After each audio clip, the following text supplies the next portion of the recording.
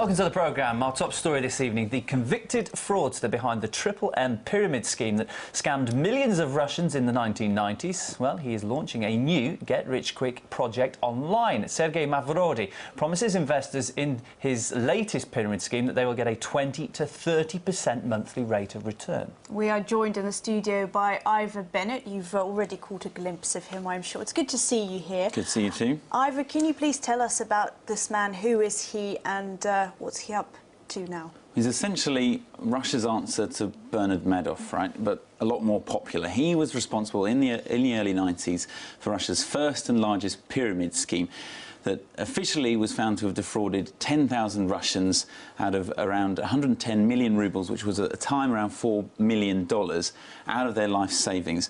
But investigators believe it was many, many more Russians, in the millions, up to 10 million people, and a lot more money at stake. Now, well, he went to prison for it back in last decade, and now he's up to it again. He's launching a new financial scheme, and he says this time it's legal, basically.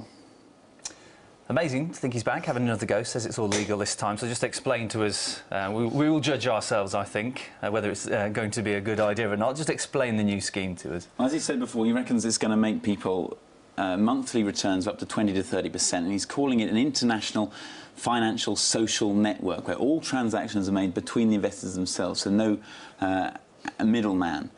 So creaming off the money, that's what happened before.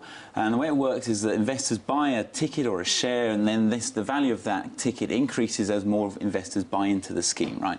And then the way you get out, the way you make your money, is you sell this ticket to a new investor for more money than you bought it for. So therefore you bypass the middleman, but it is a pyramid scheme in the sense that the investments are increasing all the time. Now, Mavrodi hasn't actually denied that it's a pyramid scheme, but he does say it's a lot more above board.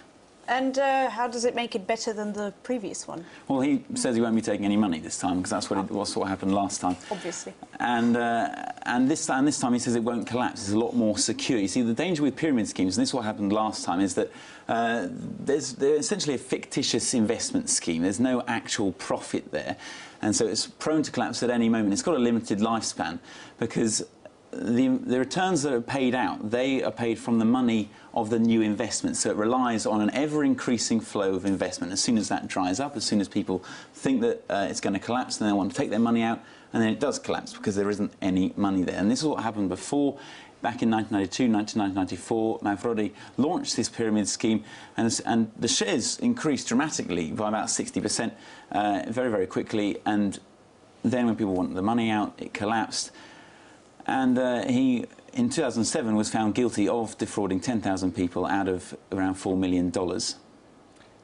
I'm just trying to sort of get my head around this. It sounds like a strange scheme. It's not like shares in a company where it's dependent on the performance of the company. You just have a ticket, and if nobody wants it, presumably my ticket won't be worth much. So I have to go home and think about that a bit more. This gentleman in question, though, it's believed by the authorities millions of people lost money to him, yet somehow he remains pretty popular. Now, how on earth can that be?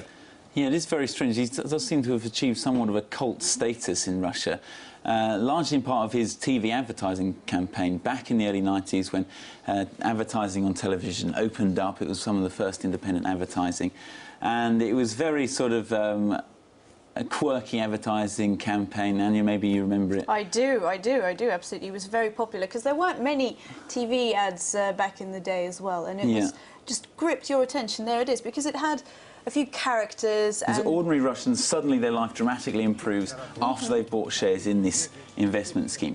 However, it wasn't to be. Millions of people, as you say, are thought to have lost their money.